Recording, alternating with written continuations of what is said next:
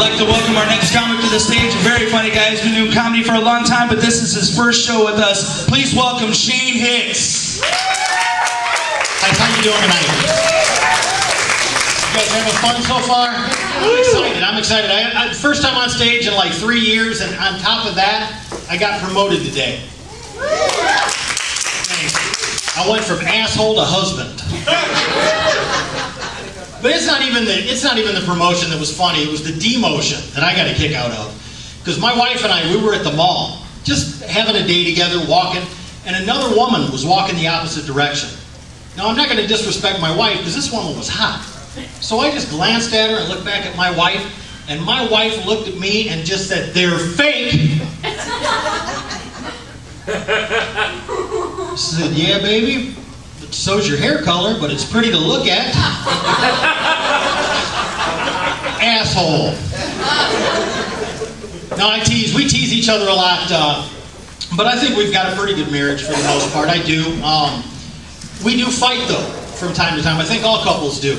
All of our fights seem to focus around the fact that my wife wants me to communicate. All the time. The whole reason I got married was so I could quit talking to women. It stresses me out.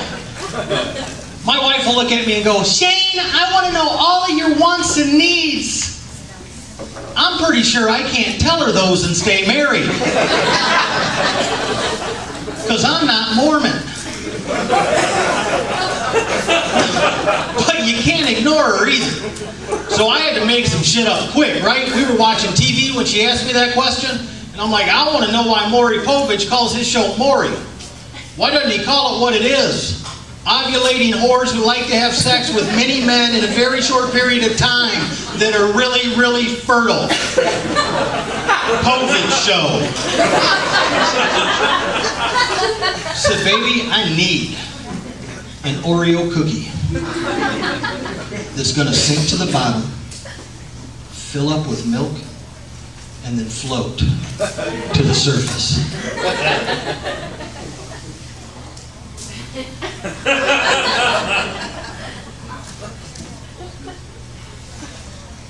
I'm sorry, we've been married like 15 years. That's the best orgasm I've had in 4 years.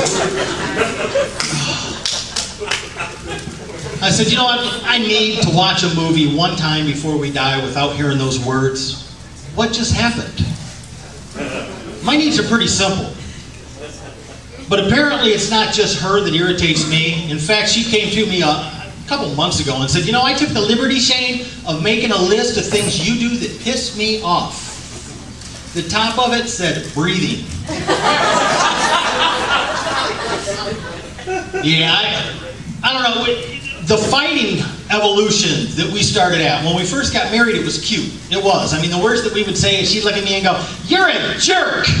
You just don't respect my feelings." And I'd go play a video game. At this point in our marriage, though, we get mean. We say shit we shouldn't say to each other. I don't know, 3-4 weeks ago, times are tough, right? So we've got some money problems. And my wife and I were discussing it, and I finally looked at her and I said, "Karen, if there was anything in this world that I could do to make our money problems go away, I'd do it." She looked at me and said, "You do have a pretty good insurance policy." I know, me, right? So I went to bed that night and I went to work the next day. I came home and I was actually pretty proud of my wife, because when I came home, she met me at the door and said, "You know, I was thinking about last night, and I've done a lot of brainstorming today, trying to come up with ways that we could get out of this debt problem." She goes, "Well, why don't you sit next to me at the table and we'll go over them?" So I was impressed. I sat down and she goes, "Well, page 1, you could sell your baseball card collection. Page 2, you could get a third job. Or, don't forget, you could always shoot yourself." Well, that pissed me off, right? I put my foot down. I told her, I'm like, "Karen, there is no fucking way I'm selling my baseball card collection." You know, when I first got married, everybody used to tell me, it kind of scared the shit out of me. They were telling me, "You know, you're going to have sex a lot for the first 2 years, then it's going to go away." Well, I'm here to tell you guys that's not true.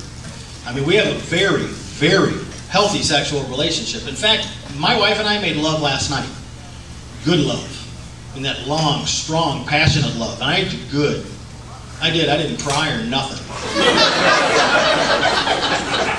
And when we got done, we were snuggling, having that pillow talk, and she looked at me and said, Shane, you know, we've been together almost 20 years now. Tonight's the night. You can tell me your ultimate fantasy. Do I look stupid? Apparently after sex I am, because my ass jumped out of that bed really quick. And I'm like, whew, all right, babe, I've been waiting 20 years to tell you this one. It's like, all right, my ultimate fantasy. It starts on a Sunday. You and the kids are at the mall all day. Your turn. Are you gonna, come on, I'm not gonna fucking tell her my fantasy. The only thing that's gonna do is get me divorced or eating one of them bullets she was talking about. So I thought I'd flip it around on her, and I said, all right, Karen, go ahead, tell me your ultimate fantasy. She looked at me with those hazel eyes. I mean, she looked at me, she looked at my soul, and she said, Shane, it's you. Which pissed me off. And not because I'm a freak and want to hear some kinked out story about my wife. But at that moment, I realized I married a woman with very low standards. I mean, I'm pretty self-aware here. I am nobody's fantasy, okay? I know, because I've made love to myself more than anybody. And not once has my image popped into my head. I'm her reality. That's what I'm here. None of you ladies are going to go home tonight and rub one out thinking of that Shane guy. That I can promise you. I'm her I'm what she settled for or got stuck with. But I started thinking more about it, and I just thought of this backstage. What if I told her my ultimate fantasy? So I think what I'm going to do, since my wife's not here, is I'm going to run my ultimate fantasy by you guys. And you guys can tell me after the show how you think she'll take this. I come home from work, and I open the door, and the house seems empty. So I go towards the bedroom, and I hear some rustling. Push the door open, and there is my wife and 14 of her girlfriends tickling each other. Oh, don't get me wrong, they're not all pretty. She even has one friend with a big forehead, and one eye's larger than the other, but there's something about her. And I look at the one with the big forehead, and she looks over at me and goes, come on, Shane, come have a good time. So I look at my wife, and my wife goes, yeah, come on, Shane, I'm going to go make you a bacon sandwich. That's a fantasy. It ain't got nothing to do with the 14 ladies, just the fact after 16 years, 15 years of marriage, my wife is cooking me bacon. Kids. I love kids. I just hate talking to the little fuckers. I do. It's so hard. You can't understand anything they say. I got a 16-year-old nephew. And he was telling me about going to the mall or something the other day. And he was like, yo, Uncle Shane, yo, dig this. Me and my homies was at the mall and these ladies was peeping me. You know what I'm saying? And I was like, yo, Betty, why don't you drop some digits on me, girl? You know what I'm saying? No! I have no idea what the hell you just said to me. I think it'd be easier understanding Helen Keller in a dark room wearing oven mitts. The fact that you just keep repeating, you know what I'm saying? I think you're just rubbing my nose in the fact I don't. Skippy, you're a 16-year-old white boy. Learn to speak English. Aight?